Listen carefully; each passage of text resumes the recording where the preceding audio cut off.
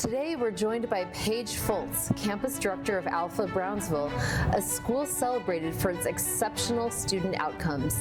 In the debate over extrinsic versus intrinsic motivation, Paige has crafted a powerful blend of both, transforming how students engage and excel. How does her approach strike the perfect balance to inspire lasting success? Stay tuned as she reveals the secrets behind Alpha Brownsville's motivational magic. Remember, if you're listening to this podcast, be sure to check out our YouTube channel to see Paige and her campus in action. This is Lectures on Learning, Episode 5, Motivating for Mastery in Tomorrow's Schools.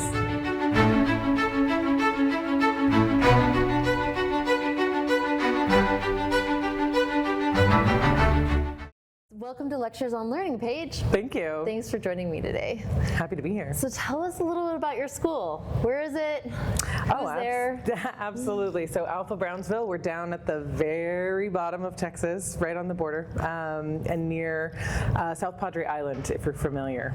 Yeah, you can actually see Mexico from the border, right? Yeah, you can. Yeah. With Brownsville, I mean, it is a border town, so you can cross right on over. Are you from Brownsville originally? I'm not. I grew up in Houston up until 18, and then I moved around. I was out of Texas for about 13 years, came back, and I spent some time at Alpha Austin, and then after 8 months at Alpha Austin, I moved down to Brownsville. And tell me about your students. How long has the school been around and who's there? Yeah, so the school started in 2022. I've been there since 2023. So I started in its second year. I was really tasked with going down there to make sure that we could see that the 2-hour learning model worked. And we were able to prove it in that first year. Students did learn 2x, which is awesome. So for people who aren't familiar with the 2-hour learning model, your school is an alpha school that's premised on this type of learning model. Can you just briefly describe it? Yes, absolutely. So the premise is kids learn twice as fast, or 2 grades in 1 year, and in only 2 hours of the day. All right, and we're going to get back to that and see if you're approaching those results. But first, just tell me who your students are so we get a feel for your community. Yeah, so actually Alpha Brownsville has an extremely diverse student population, which has been probably my favorite aspect of the school. But we have local students from the Brownsville area, those who have come from families who've been living there for a long time. We have also SpaceX students, so half of the student population are families from SpaceX. So they're basically one of their parents works as an employee. Oh, that's right. So Elon Musk's SpaceX facility is quite close to Brownsville. Yes. Okay. Starbase is about a 25-30 minute drive from Brownsville. So you have a lot of families who are coming in from all over the country to work for SpaceX who are now settling into Brownsville. Okay, so those are, and then tell me about your teachers.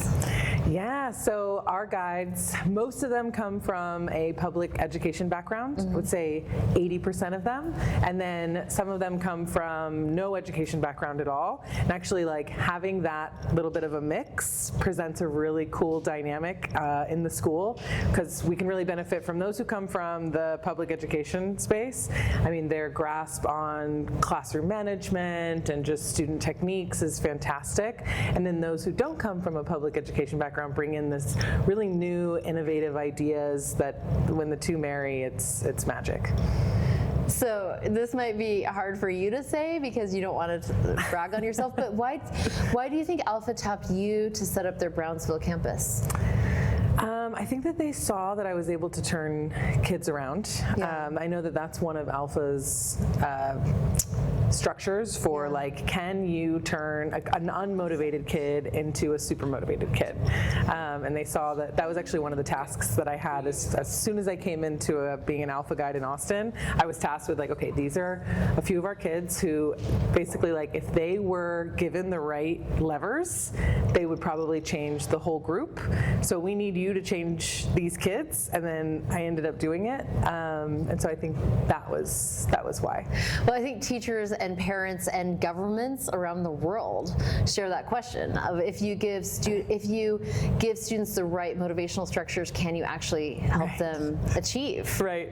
So I'm eager to hear what you think about that, because everyone has that question at a time when we feel like we need students who are more able to adapt to the changing world, and yet we don't necessarily have systems in place and a model in place that can create that. Right. It's a time when I think a lot of people feel that.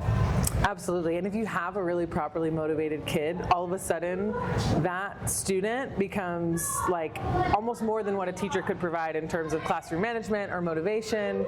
So if you can wield the right students, they end up having a deeper positive effect on every other student.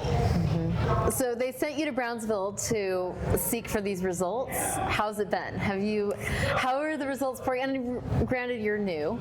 It's a relatively new school, but so far, do you feel like you're starting to see results that you're excited about? Absolutely.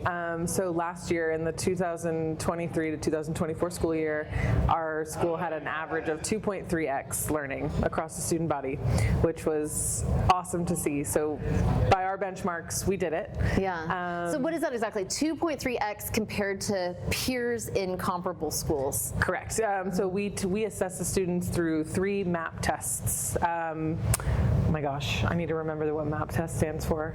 Measure academic growth. Progress, yeah. There we go. So the MAP is understanding on a national scale what other students are learning in the public-private education space. So we do that 3 times a year. We do it in the fall when we start. We do a check-in in the winter, and then we do a year-to-year in the spring. So that's how we were able to tell that students learn 2.3 times a grade level in that school year. So a first grader would have gotten to 3rd grade. Correct. Partway through 3rd grade. Yes. Wow. Yes, exactly. And then, so this year, for the 24-25 school year, we just took our winter map. So this kind of helps us get an assessment. And we are already at 2x learning for our students, which is really cool to see because we're in half of a year. So given that we do share, really as a society, a question around how on earth do you motivate students to have those kind of results? Yeah. Do you believe that motivation is one of the key levers that creates those results? Or would you cite several other things that come ahead of motivation for getting those results? I think there's a lot of things that pull the levers of motivation. So one is culture. Campus culture is going to have a huge effect because a lot of times myself, I wake up, I have motivation for 65 seconds and then I don't. And I have no idea why. But if I'm in a certain space or a certain environment that is catering to my discipline, my community's interests, then I'm gonna go through with what needs to be done, regardless of if I'm motivated or if I'm not. Yeah. So I think that's also a really tricky one, is like motivation can be very fickle. So what are the levers that sort of support when motivation is just not there? Yeah, I think everyone's experienced that though. I know I was just lifting weights with my teenage son, and I was amazed by how much just my pride caused me to completely lift more than I would have if I didn't have him next to me that I didn't want to, that I wanted to impress. And so you are right that your environment very much affects your motivation. So as we think about motivation, there's 2 schools of thought. On one hand, people say it's really about intrinsic motivation. It's about finding meaning in the work itself so that a student feels curious or that it resonates with one of their personal interests. And so they're motivated to pursue it because they purely want to know more about the topic or the adventure that we've called them on. Another school of thought says the faster way to go is with extrinsic rewards, extrinsic motivators that help reward students in real time as they are making progress. So if you were to just say on a scale of 1 to 10, which of those you think has been more instrumental in getting the results that you've seen at Alpha Brownsville, 1 would be intrinsic motivators, 10 would be extrinsic motivators. What would you say? I have to say you have to have levers of both. I wouldn't say it's equal. I do think that intrinsic motivators are going to be your more sustaining, more valuable. They're going to pull students through some of the harder, more rigorous activities or challenges that they have. However, extrinsic are great for the days when students are younger, they haven't quite decided what it is they're passionate about or care about. They haven't developed their values, their personal values quite yet. But then also even for the older students on certain days where seeing far ahead in the future is just not playing a role, then tapping into an extrinsic motivator it's going to do its job. I think one of the things that's important about extrinsic motivators is making sure that they are natural to the cause, and what I mean by that is that they're not arbitrary. So if you can sort of tie an extrinsic to having either a natural consequence or a natural reward that makes sense to the student, then it's less gimmicky. It's not something that they can just throw away. Intrinsic motivators, though, by far is going to be what helps students stay motivated on a longer term. Okay, so you're exactly a 5. You're not even a 4 or a 6. I'm exactly a 5. Right down the middle, you're trying to get the perfect blend of both of them. Yes. So for intrinsic motivators, what I've read in the research is just that they tend to lead towards that long-term commitment, like you said. And so I'm wondering if you can think of an example of that. Is there a time in your classrooms in Brownsville where you've really designed with curiosity or personal interest or something like that at the heart of it, so that you're trying to optimize for that long-term deep engagement and inquiry into the subject? Absolutely. For instance, with our 5th and 6th graders right now, we're doing, it's a passion workshop where they are basically leading through what their interests are. They're doing different things each week, whether it's 3D printing or learning about fitness activities or learning through coaching methods. And then they're actually rating themselves on how engaged were they, how curious were they with the content, what did they like most about it, what didn't they like about it. And then they're going through that, their own feedback to sort of see, oh yeah, I am interested in this, oh I'm not. And then at the end of the workshop, we basically compile a profile of each student and show them, hey, this is what you took most interest in and why.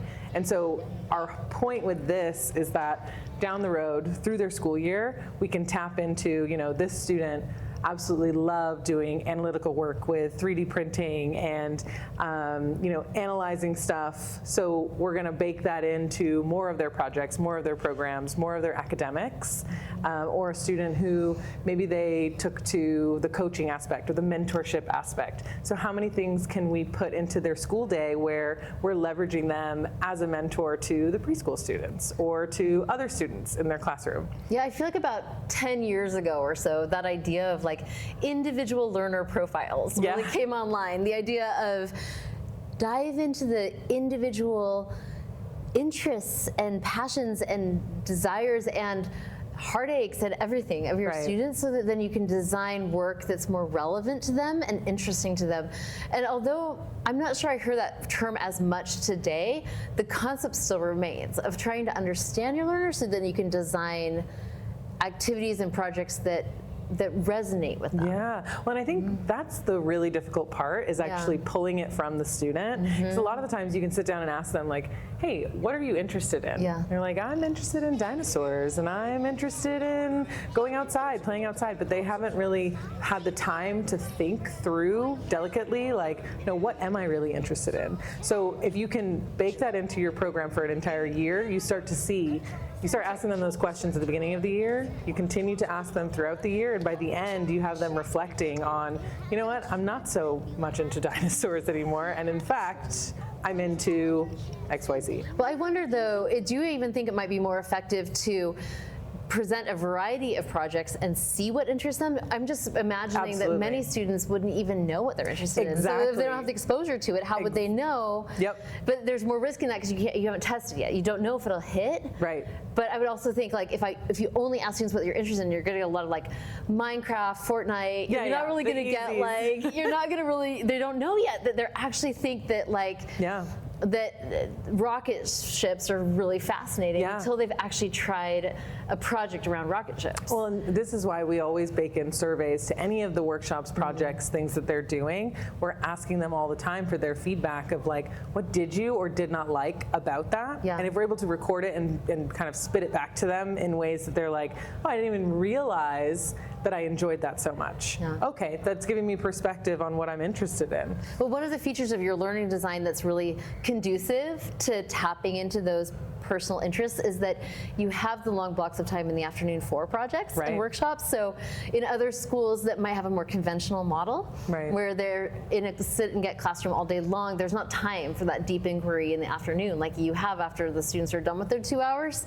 And so that strikes me as an opportunity. Can you think of a project or a workshop that has been in the afternoon, either here or in the other schools you've guided, that has been especially resonant, where you're like, wow, I just saw students really diving in. They authentically seemed personally interested without my having to dangle any carrots in front of them. Not to bring up the metaphor, but diving in, I have to say the Beyond the Blue swimming workshop, where we taught the 5th and 6th graders how to teach preschool students to swim independently. I've never seen more engagement from a project, truly, just because I think you have these students, well, first of all, they get to go to the pool, right? They get to interact with younger students, but then they're also seeing their own impact in someone else, within 30 minutes. Yeah. It's giving them some immediate gratification while also getting to, be an adult, be someone who's looked up to, and instill in someone else a really valuable life skill.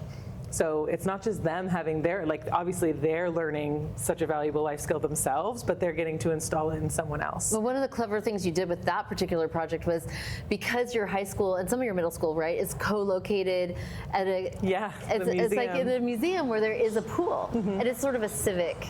Correct. Like It's a public space. A public space. So there's that community pool, and so they were able to use that. Yeah. And so that's so smart, because when you look at what features, what amenities are in your community, you might be able to find something that could then engender a great project design that taps into innate motivation. Absolutely. And I mean, what we've seen with most of our students, when they're able to earn something that gives back, they're way more willing to take that extra step to go through the challenges. So for instance, when we were doing around the holidays, we were doing incentives for, earning their masteries and really pushing the boundaries. And for every mastery or lesson that they earned, they would then be able to donate a can to the homeless shelter. Yeah. And we physically took the kids over to the homeless shelter, and they delivered their cans that they bought at the market that day. And you heard kids saying like, oh, I wish I had gotten more masteries. I could have given more cans today. And so I think when you're able to make that immediate impact that they can see, that's tied to their learning, that's when it has a really So, I wonder if there's research around this, because my brother, Matt Clayton, who runs Slope School in Provo, Utah, he just opened a second campus that's co-located at a Jewish synagogue. And so they use that space on the weekdays. And when his students are done with their morning core skills work, then they get to choose from a variety of different options for what to do with their time. And he said by far, the majority choose to go serve at the lower elementary, like with the preschool students. Yeah. So I wonder if there's research that proves that children innately are drawn to doing something meaningful like that. Yeah, and being able to see the impact of what they're doing, right? I think that's also just in general, when kids have a feedback, like when they're seeing, I've done this and I now get this input back, that strikes a huge learning curve. Yeah. Whereas I think adults, we can kind of see further into the future of our future selves, so we're not as needy for the immediate impact. But children absolutely need to see. I mean, that almost bridges, because one of the advantages of extrinsic motivators is that they tend to be more immediate. Yes. Like, you did this, here's your piece of candy, whatever it is. Right. And so I love what you're saying, that perhaps when Matt's older elementary school students go serve the students in the lower elementary, and they immediately see those children happy to see them and lighting up. It's like when you come home and your puppy dog like celebrates that you got home. Like, it immediately feels good. It's extrinsic, but it's an extrinsic one that we all value as a community as being intrinsic. Isn't that interesting? So kind of sort of both. Kind of both. Let's turn our attention now then to the extrinsic motivators, the points, the grades, the badges that give more immediate feedback to students and sometimes seem to work really well, particularly if you don't want to wait and see if the intrinsic motivator is going to manifest, and if you want to shape routine tasks. So how do you think about using extrinsic motivators at Alpha Brownsville? Yeah, to your point of using extrinsic motivators, how it's quicker and it can kind of have a faster impact on routine. One that we've implemented the year that I started was raffle tickets. So every week we pull a raffle, and students earn raffle tickets through exhibiting the correct behaviors, through achieving their masteries or earned lessons, but basically anything that we want to see in the school that pertains to upholding the standard, whether academic or behavioral, then they earn a raffle ticket for. And so this actually allows us to, whenever we have any incentive, it's like, okay, we're going to name that 5 raffle tickets, 10 raffle tickets, or a single raffle ticket. And do the guides educate that, or do the peers give them out? It's a blend of both, actually. Okay. Our older peers, if they have been deemed if they have gone through the process of being able to Raffle ticket certification. Yeah, exactly. Then they are able to give out raffle tickets. But for the most part, I'd say 75% of it is guides. And is it quite fair? Is there, sometimes I hear from my own children of like, oh, Miss so-and-so didn't acknowledge that I. Right. Yeah, I mean, so it's pretty much quantitative. So we have an action plan that the students review every Monday, which shows, all the lessons that they completed, what have they done in their academic work, and then also what have they done through, we use ClassDojo for behavioral points, which is up in their system, like they add their own points and are corroborated by their student body. So these points that they're reviewing on a Monday morning is how they're earning their raffles. So they're kind of cross-checking, and it's like receipts, basically. So tell me about ClassDojo. What do you like about that? And what are the drawbacks of that platform? So we love it because we can pull the lever of, okay, we want to work on perseverance, or we want to work on independence. Then we have an independence point, and a student who is able to navigate through a lesson on their own, or you can tell that they really want to go find support elsewhere. It's like, okay, they can vie for themselves and say, I'm giving myself an independent point. We noticed that it's a public piece to the classroom, so it's up at the front of the wall, and the kids have to, if they go up. You project it. Correct. Okay. Yeah. So anytime something's all day added, long. It's all day long. The dashboard for ClassDojo is projected in the front of the wall in the school. In each classroom. Oh, in each classroom. So each class has their own ClassDojo. Okay. And then, so if a student believes that they've persevered or they've upheld a standard, then they go up and they add a point. And that usually makes a sound. So everyone kind of looks. They can also dock points from themselves, so it makes another sound. And so it's a public forum. They're not going to go up there and give themselves something that the rest of their community disagrees with, and they're very vocal about it too. So they'll dispute if they think yes, they've. Absolutely. And the guides are there to, obviously manage the scene. And if the guide thinks that, I don't know that that's actually the point you should be giving yourselves, they bring it to the attention of the class. But we love ClassDojo. Okay, so there's an appeals process, and then does that lead to a vote or just? Yeah, usually it'll be a quick vote, and then it decides if the point stays or goes. But most of the time, I'd say about 75% of the time, maybe 85% of the time, the votes or the points that kids add themselves are good to go. No one has a problem with it. So. And then I know another system you have is the Alpha Bucks that you track in the class. Alphas, yes. Alphas. Yes. Okay, so tell me about alphas. Yes, so we have an entire economic system, but basically students earn alphas for the work that they achieve academically, and then also for their ClassDojo points. Okay. So we're trying to marry the behaviors and trying to get them to connect, like when I have these behaviors, I can do this in my academic learning. If I'm persevering, if I'm finding support, if I'm being independent, if I'm staying on task, then I'm able to achieve my academics, and they're able to earn. We have one alpha is worth 25 cents to the dollar. So there is actually a conversion rate. And then. So can they liquidate their alphas for actual cash? They can. It's Okay. a 50% penalty to pull out of the economy. Otherwise. Has it happened before? We haven't had anyone pull Not out yet. actually. But we do also, we offer to match it if they want to donate it. So we're trying to really inspire, the idea of philanthropy. donation versus pulling out cash. And we want to keep the alphas within the internal economy. But yeah, they're able to buy from an internal, we call it the mercado, which is, their market. But they're able to buy, little toys and things, but also experiences. They can buy lunch with their guide, or they can buy a day to wear silly costumes, or they can buy access to our Limitless Lounge. That's another extrinsic motivator that we push a lot, is status. Students love status. If they are able to, I have access to this space because I've earned it.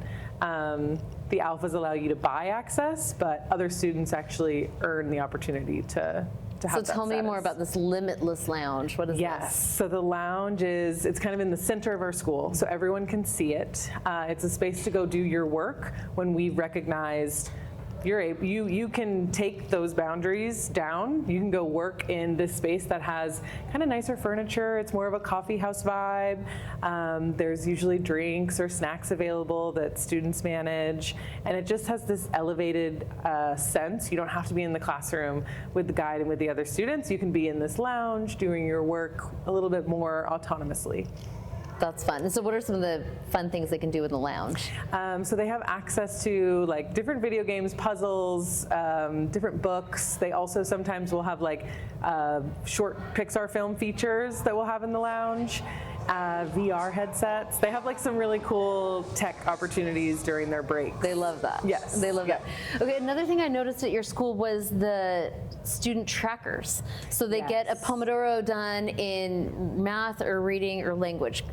Correct? Yes. And then they get to mark off on their tracker. Yes, so visibility, learning visibility is huge. That's what we've come to understand. So if a student is constantly tracking like I have achieved this or I still need this to go, and it helps them to go, that's their opportunity to go up to their guide and say, hey, this is what I've accomplished during my 30 minutes, or also being able to speak to, this is how much I still need to work through, this is how much I didn't accomplish. And there's a paper tracker, and that's the interesting thing, because so many schools have said to me, can we just create a digital Google Doc or something as the tracker?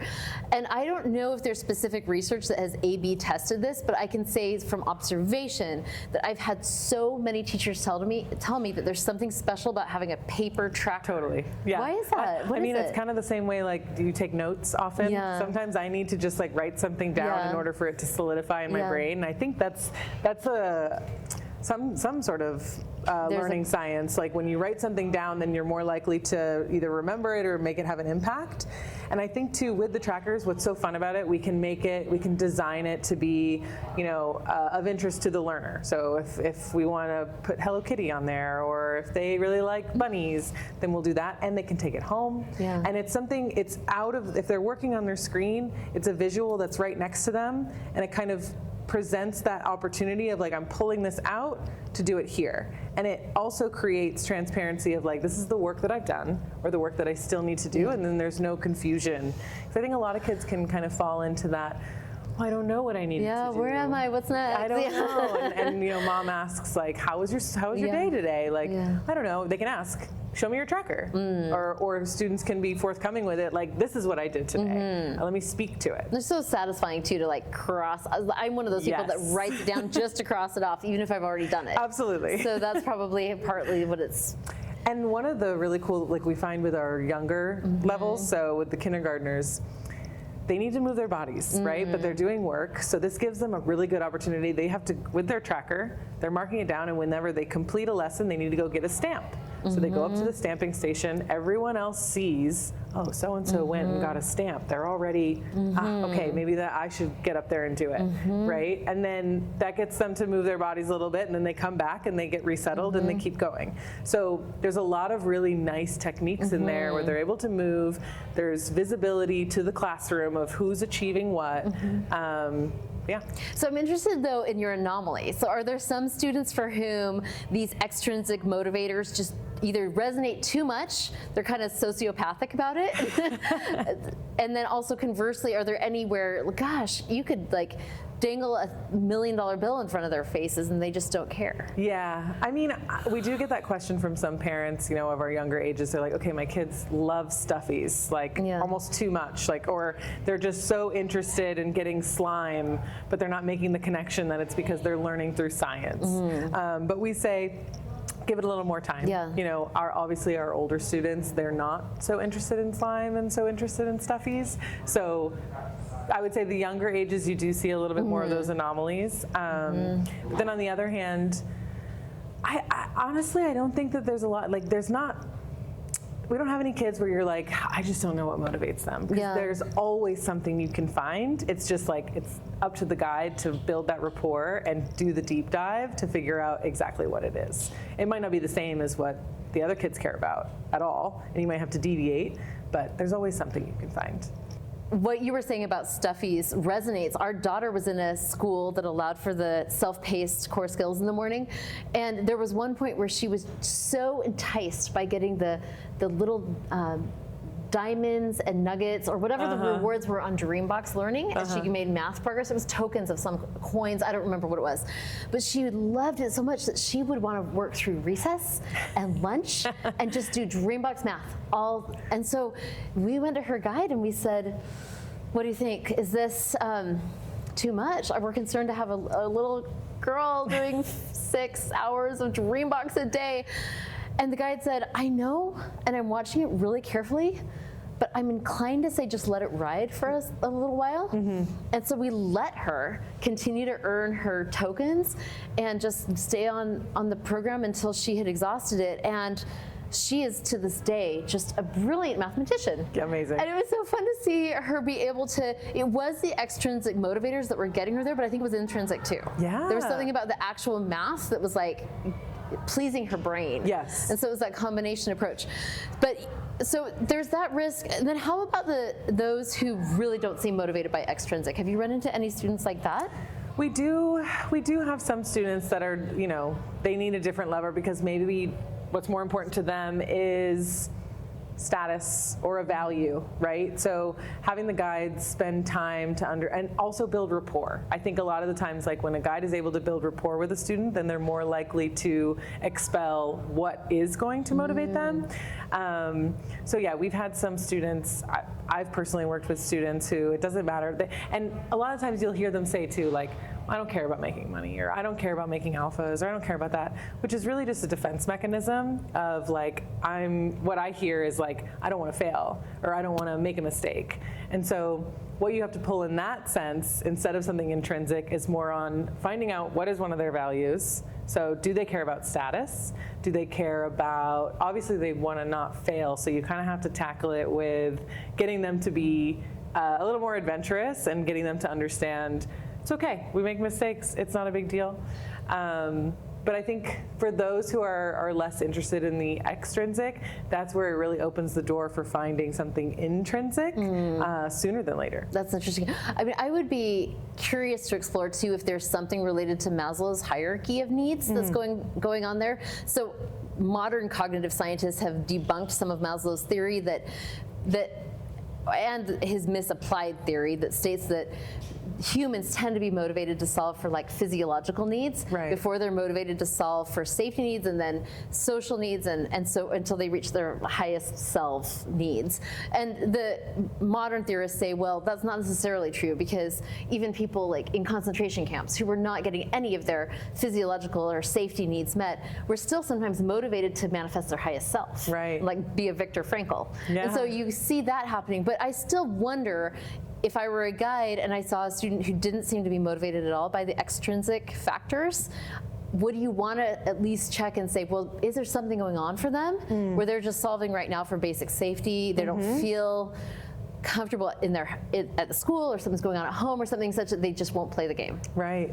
Yeah, no, that's really interesting insight, actually. And I mean, it could be even something else that's going on at home where, to the point, maybe they get whatever they want at home. And so reaching out, like responding at school is like, oh, well.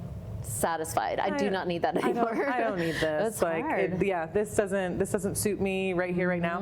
But I do find it's usually students avoiding or circumventing this concept or feeling of failure. And it's said with, I don't care about that. But really they're just trying to hide that feeling of like, I didn't reach the thing that I thought I wanted. And so it's actually finding ways to not motivate them around the failure, but teaching them through the learning process. Like, okay, you're here, you want to just know the thing. You might not even care about the extrinsic value that brings you, or the extrinsic motivator that brings you to the thing. But look, you're right here in between. If you're having difficulty or you haven't done it yet, you're right here in the learning process. So I would say most of the time with the guides, when we find someone we find a student who is not responding to an extrinsic motivator of the community, then it is finding a way to get them to understand, okay, you're part of the learning process. And so then we can actually even pull intrinsic levers quicker for those types of students. So can you make that really concrete? So say a teacher was in that scenario, what are the steps?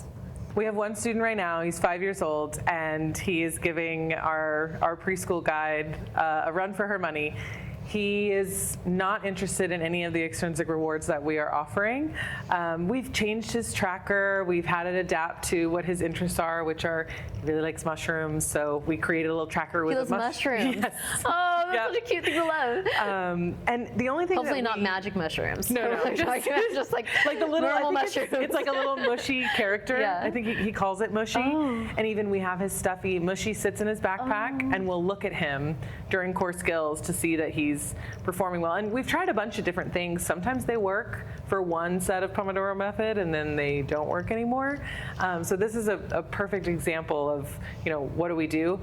We go through sort of the Rolodex of like, what are the things that we've known to work in the past, and then we evaluate. Okay, so what are some things? What would you try in the Rolodex? So one was to adjust the tracker, make the tracker personalized. One was to bring a focus friend, which is Mushy. So Mushy gets to come in his backpack, and if this student is able to achieve their learning, then Mushy gets to come out of the backpack, or gets to come sit on the table and come be a focus friend. We'll also we noticed that this student really liked to do like visuals when he would get a learning. So he would go, crank, crank, is what he was doing. So that would work for me, for sure. So then we would just have the students, we would say like, okay, when this student gets their learning and they want to do the dance move. The crank, crank. He gets to lead the dance move. Yes. Exactly. Oh, and that one has worked. Yes. But again, we still find ourselves, we'll come back sometimes to day one. We haven't reached that consistency point yet. So. Okay, so everyone needs your Rolodex. Yeah. That's a good Paige's Rolodex of motivators. What do you think about food motivators? Kind of controversial. Okay, so we did this last year. We did snacks, and then we were like, why did we do snacks? Yeah, I mean, let's just lay out the argument, right? Yeah. So some people say there is nothing that a typical young adolescent wants more than food, and if that's what they really want, why not? And it's good for them to learn, and they do need to eat, then marry the two. Right. Other people say there's just something disturbing about like dangling a hamburger in front of someone and saying do this is very Pavlovian seeming, and maybe is it almost denigrating. What do you think about that? Yeah, when we did the snacks, we started to notice a really significant decrease in intrinsic motivators. It was a lot of, and there is research behind that. Yeah, so it was a lot of like, well, why would I do that? What am I getting? Because there was this tangible, tasty thing that they had, and the guide started to notice it. We probably did this incentive for about a month and a half, and then we pulled back, and we were like, okay, we can't do that anymore. One thing actually that I got from Matt was having students be able to be so eating is part of it, but it's not just like, here's a pancake, or here's a burger, or here's a Doritos bag. It's like, pancakes would definitely work for my children. Well, so this is the idea that we got from Matt, was that they get to make their own pancakes. So the part that we really like is that they're still using independence, they're still using their time and space to make their own food. So the only time that we do dangle food as an option is if they're making it themselves. That's where we're okay, we can draw that line. That's compromise, that's a compromise. And so speaking of, just to wrap this conversation up, what is that middle? What is the 5? So how do we move towards a world where we're blending the extrinsic and the intrinsic together? Do you think you sequence it? Do you start with the extrinsic and then sequence it into the intrinsic? And tell me a story about how this is done in Brownsville. I think you sequence it. You're going to start with extrinsic motivators until you start to learn the student. Do you think you'll phase out raffle tickets eventually? Will you phase out the limitless lounge, or are these here to stay? They're here to stay because they do, to your point, they're fast and they set up the culture. So they set up the routine of the space, and it's something that everyone can rather norm on and understand, like, okay, these are how we uphold standards, and this is how we get rewarded as a community. But I think you start with the extrinsic, and then you sequence in intrinsic, and as long as you're putting in front of those students and you're starting to learn from the students what they care about and what's important to them, then you sequence in more intrinsic values. And then once they get to the older ages, a lot of our older students don't care about the limitless lounge. They don't care about the raffles. Like, they see the importance of it because it's part of the culture of their school, but they're not as engaged with it. Paige Fultz, this has been an amazing conversation, and I imagine that everyone who hears that you're getting 2.3 times learning compared to the control group is salivating for similar results. The caveat, of course, is that the learning design has to allow for that kind of self-paced progression and that kind of deep inquiry. Yeah. But if those pieces are in place, then the other part of the equation certainly seems to deal a lot with human motivation and the things of the heart, and you seem to be a master of those. So thank you so much for sharing your expertise as a boots on the ground practitioner to give us just that, some things to hold up as a standard, because it's very inspiring to see how creative you've been about designing. It's a new world to figure this out. So thank you. No, thank you. It's been a pleasure. I always love having these conversations. There's a great freebie that goes along with this episode. It's called A Page from Paige's Playbook, and it describes the intrinsic and extrinsic motivators that Paige likes best. Check it out at guide.school/5. That's 5 for the episode 5.